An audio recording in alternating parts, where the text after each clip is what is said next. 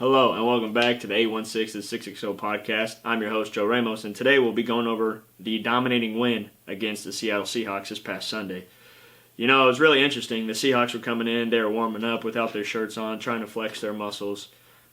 That didn't work, obviously. The Chiefs came in. The defense had a big day. They dominated, only allowing 10 points.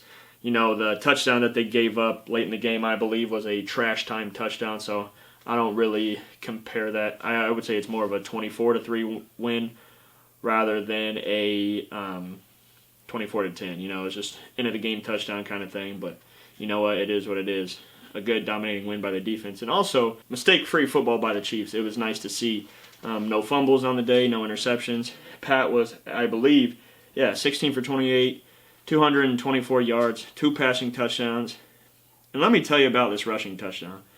If there's any time to show that this is why he is the MVP, this is it right here. Third down and goal. Mahomes stepping up, looking. Mahomes chase, diving for the pylon.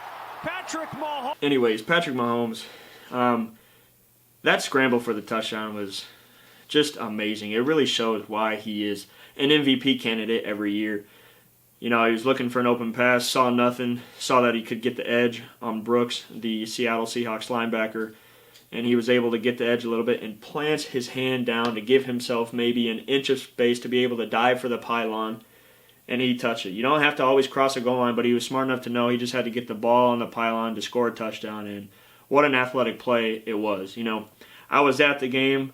We were fortunate enough to get close tickets for that game, so I saw that up close. You could hear the players yelling, touchdown, touchdown, touchdown. He touched that. It was just really exciting. Then after that, the Arrowhead crowd erupted and was yelling, MVP, MVP. You know, if it's not Pat this year, it's going to be Jalen Hurts. Also, the MVP conversation honestly needs to not just be a QB award as well. You're seeing guys like Justin Jefferson ball out this year. Even a guy in Travis Kelce having a great year at tight end. And even a defensive player in Nick Bosa who leads the league in sacks at 17.5.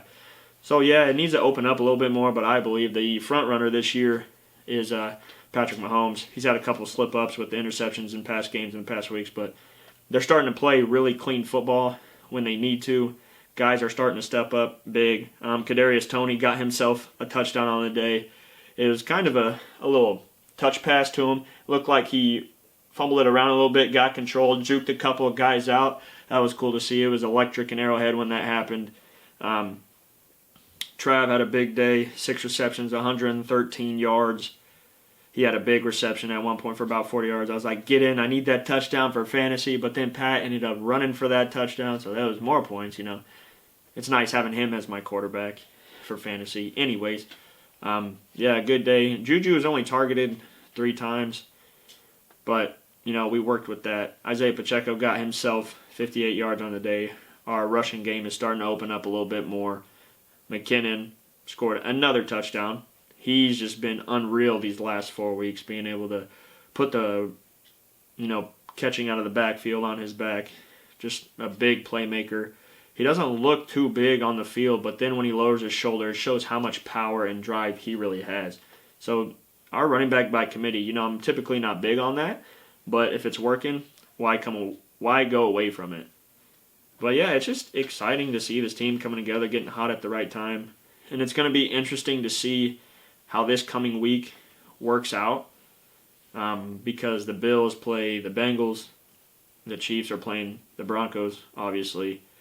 They need to keep winning to keep strides with the Bills. But if the Bills do lose and the Chiefs went out, we would take the number 1 seed and home field advantage for the AFC, which that would be nice because we know how Arrowhead is during the playoffs.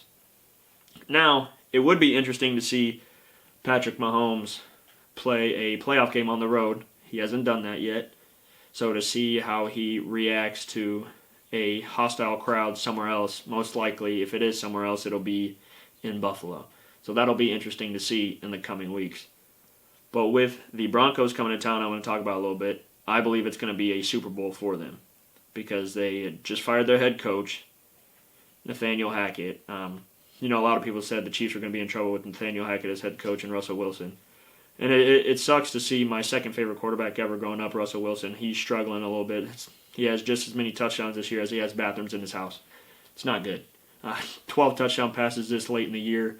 But I believe there's going to be two things. The Broncos are either going to play really bad, or with an interim head coach, I believe it's going to be their OC or their DC, offensive or defensive coordinator.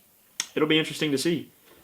They're either, like I said, going to play really good, really bad, and let rest cook, Broncos country, let's ride kind of thing. We'll see what happens. The defense. Juan Thornhill got his second pick of the year. 2 sacks on the day by the Chiefs defense. George Karlaftis, Furious George, had himself a day. Sack Nation CEO Chris Jones got a sack to close out the game. Wave goodbye to the crowd, telling Seahawks to go home, get out of here, get your flexing cold picks out of here. We don't need that here in Kansas City. They played well. A lot of good tackles made. Willie Gay had a couple of tackles for loss. Just everything, like I said, coming together, and it's awesome to see. I'm excited for these next 2 weeks to the end of the regular season. We will end our year out in Las Vegas against the Raiders, a team who just benched their quarterback over the last 9 years, Derek Carr, and he was dismissed from the team. They came in agreement to be dismissed the last 2 weeks, so he'll be out of the locker room, not practicing, to not be a distraction. And they are letting Jarrett Stidham be the quarterback the last 2 weeks. Devontae Adams was actually kind of upset about that. But those are our 2 opponents in these 2 coming weeks. The Broncos and the Raiders, division opponents to end out the year. We're rolling at the right time. We're starting to have that well-oiled football that the Chiefs have, the team that we all know and love here in Kansas City. But the game is at 12 o'clock this coming Sunday at Geehaw Field at Arrowhead Stadium. Got to bring it, be loud. It's going to be beautiful out. It's starting to get more beautiful out now. That cold weather starting to exit a little bit. Just a little bit. It is still December, coming into January. It'll be fun. It'll be loud. Red Kingdom, let's go. Chiefs Kingdom, stand up. Let's get loud. Let's be ready. Anyways, thank you guys for tuning in to the 816 to the 660 podcast. I'm your host, Joe Ramos. And please remember to like, share, and subscribe. And we'll see you next time. Deuces.